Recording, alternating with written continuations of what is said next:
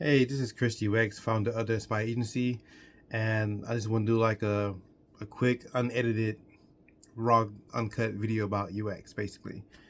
And I'm pretty sure some of you probably can't relate to this. And but anyway, this past week have been very interesting, been very busy. I've been having like lots of side meetings about the agency and with fellow designers and thinking about the future because usually getting to this time of season is usually my slow season. So I usually take this time out to prepare for next year because oftentimes, like even though I don't really, I don't indulge in the holidays, most people do, and so usually around this time of season, business kind of slows up because people kind of holding their dollars for the holiday season, buy gifts and whatnot, traveling plans. Um, and then on top of that, the economy is kind of rough right now, so that doesn't help. So usually I take that time out to start preparing for next year and reflecting on this year of all the good things that happened and the bad, like what good investments I made and what didn't turn out so good. So even though I've been grateful for the clients that we had this past year, I know I'm not where I want to be as a business. You know what I mean? Like it's still kind of like far and out. And that is just full transparency. Like I still had to maintain a day job to provide for my family because it's not like the business is out of control of clients. I'm not at that point yet. So, but a lot of it is still trial and error and just trying to figure out who I want to be as a designer and who I want to be as a business.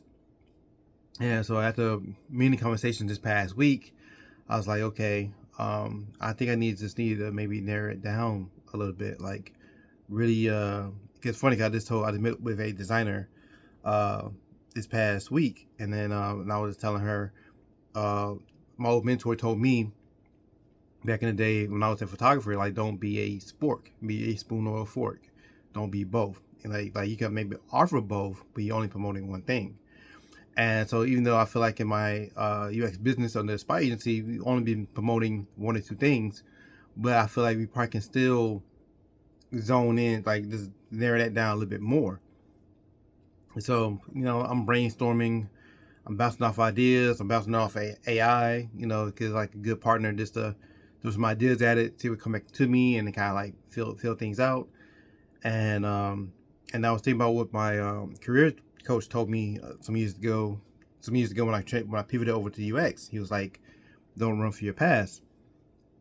And and I'm familiar with my past. Like for the past 15 years before I got into UX, I was a photographer. I specialized in fashion, beauty, and I also worked in the music industry as far as media concerned, like doing photo shoots for artists, interviewing artists, stuff like that. And and then I produced podcasts and other productions and stuff like that. Like anything dealing with multimedia, I pretty much did. I feel like I got a sneeze. Oh my gosh! I hope it holds it. Okay, I think I'm cool for right now because I don't feel like editing anything. But yeah, so as I was kept thinking and brainstorming things, and this is like late last night, like things hit you. So I'm playing Fortnite. That's my game of choice when I'm thinking. You know, what I mean, just run around shooting stuff while I'm just like processing my thoughts. And it's like it kept leading me back to media, and this wasn't the first time. It just lead me back to my past. So I'm like, man, but like the game done changed so much in the photography wise, like as far as fashion and beauty stuff, and also especially in the music industry, it changed a lot. And I don't think it changed a lot in a good way, in my personal opinion. So I'm thinking it through, and so I'm like, well, I got a couple ideas started hitting me, like uh, I can do this. Maybe I can do this and this and this for the artist now, because most artists are independent now. Maybe I can solve this problem for this artist. And so I reached out to a couple of contacts I had, and I knew it was late at night, but I was like, well, I need a.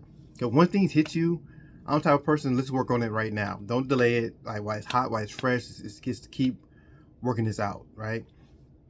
So I'm picking these people, like see what they up. I'm like, man, I'm sorry for hitting you so late, but I got this idea I want to run by you, because these are people who are just as experienced or more in the music industry that I look up to, and I know they can probably give me additional insights that I haven't thought about. So I don't want to run off them, and I consider them friends. They'll give me honest feedback. They're just not going to tell me what I like to hear. So I reached out to a couple of them, And the first one went well, and then all right, okay, I feel like I'm going the right direction. He's more on the music journalism side of things. Very experienced. Like, cool. All right, well, let me reach out to this other guy. Now he more experienced as far as production, not just the music production, but also film production. And he actively runs a studio. And I remember just having a conversation with him a few weeks ago about how the film industry really haven't really bounced back from the strikes.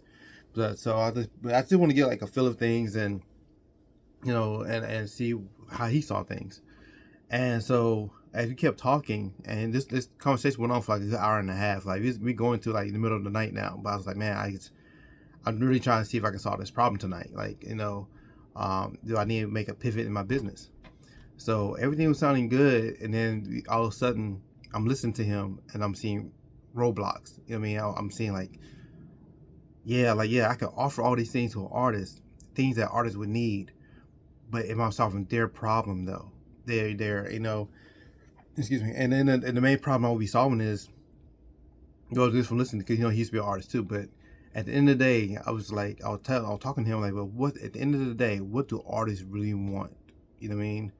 And at the end of the day, they want more listeners, they want more fans, they want more exposure to the music, right? And I was like, I can offer all these things to them that I know they can probably use, but I can't guarantee I can solve that problem, right? And man, and it's like, damn, I just hit a wall. And I was here thinking like all year I've been solving other people's problems and pain points, because that's our job as designers. We solve their problems with the business, like But sometimes we have to UX our own problems, right? And sometimes you may be a new designer, and you may be applying for a bunch of jobs right now, but are you UXing your job search? And you may be doing freelance. Are you UXing that? I know for me, if I'm not making the money I want to make, that means there's a pain point I need to solve.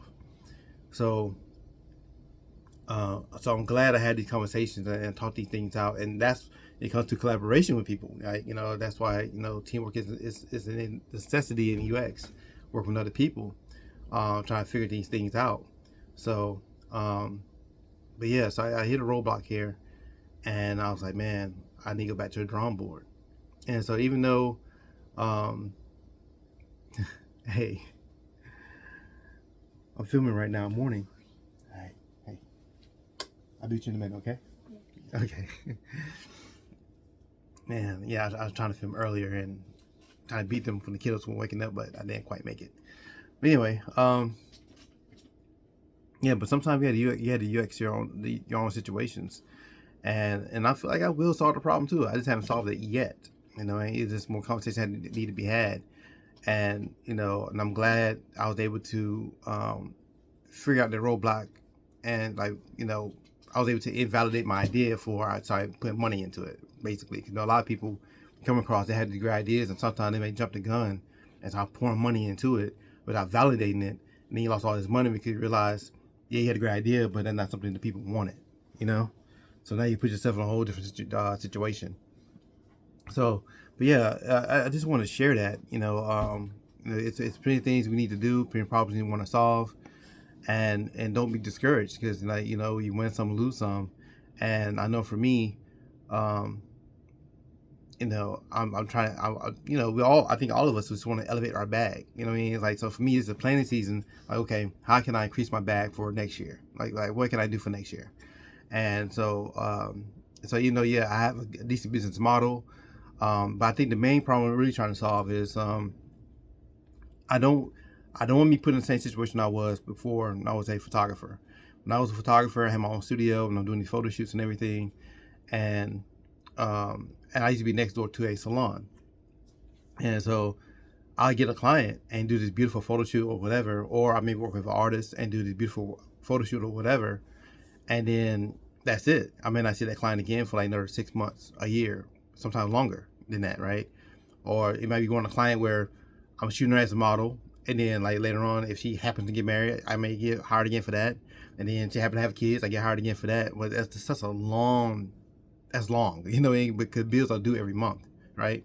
So I don't want to be put in a type of situation where, and UX, I'm put in the same situation where I'm solving a problem, and then that's it. I mean, 'cause ideally you want to be get a client to where it's some type of product roadmap, and they keep you on to keep improving the product. But just keeping it real. Most like for me, I work for a lot of small businesses. They don't have the type of capital yet. Even if they have a great app idea, and I mean, honestly, I don't think a lot of people really think about it. But if you try to, like say, you have this dope app idea, to me, to be really successful, you need at least $1 million off the rip. I mean, and not to say it costs $1 million to make the app. I think it'd be done for a lot cheaper than that. But as far as scale and marketing, I think marketing is the killer of trying to convince people to be aware of your app and then download your app. Because yeah, everybody got a smartphone. Most people have Android or iPhone, but it's thousands of apps in the stores, in the app stores. And let's be honest, the average phone user probably uses the same 10 apps. And thousands and thousands and thousands of apps in the app store.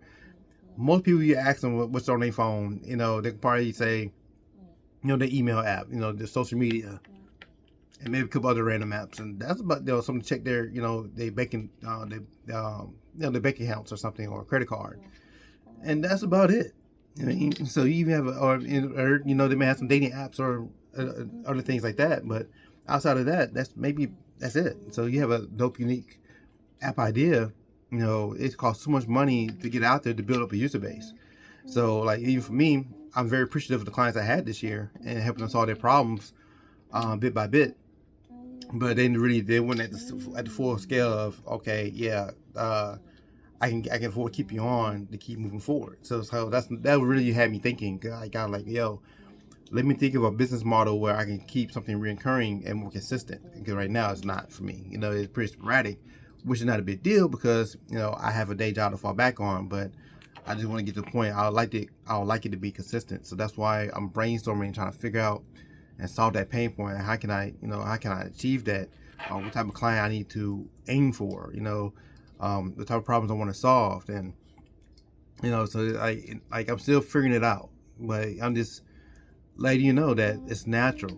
It's not gonna come to you overnight. It's not like a boot camp or a certificate program where you do these 5 steps and you're gonna find your solution, and it doesn't work like that. Sometimes it takes some time, because even some ideas I was able to accomplish this year, I had it for months. I just needed time to sit on it and think about it and let it marinate. Like sometimes you gotta let the thing marinate before it makes sense.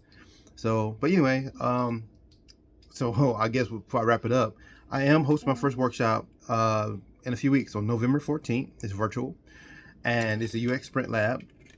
And so it basically aims for designers who may be fresh out of these programs and they just want more real world experience to land their first role into tech, or break into tech. Because oftentimes you do these boot camps and certificate programs, it's pretty rigid. Like you're solving every problem under the same process, and in real life it doesn't work that way. In real life, every problem had to be approached differently, and you got to be flexible enough to do that to get to your solution. So what we're doing with the UX Sprint Lab on November 14th, I put up a link in the post. It's only $20 for designers to participate, and like about 2 hours, 2.5 hours. And what we're gonna do is we're gonna bring in a real startup. We have a real problem, like fresh from the bottom. Like they come in, like, hey, I got this dope idea, I got this dope concept, but they don't know what to do next, and they don't know if that's something people want. They just know something they want. So basically, they'll be pitching to the designers. You got a limited amount of tickets, in this event. They have 3 minutes to pitch to the designers. The designers are gonna have like 10 minutes to pitch questions back at them. Then we'll go in breakout rooms and come out, come with a whole bunch of questions that they need to answer for, or at least they need to consider and think about. And then from there, maybe do some sketches, and then we're gonna do a slide deck and pitch it back to them and find a solution. So I think it'd be a cool idea. So it's something you'd be interested in. It's a link in the post. First 5 people will get a 20% discount for this event. But I appreciate you listening to me rant. Uncut video. I'm just gonna throw it up real quick. Hope you have a great Sunday and a great week. Talk to y'all later. Peace.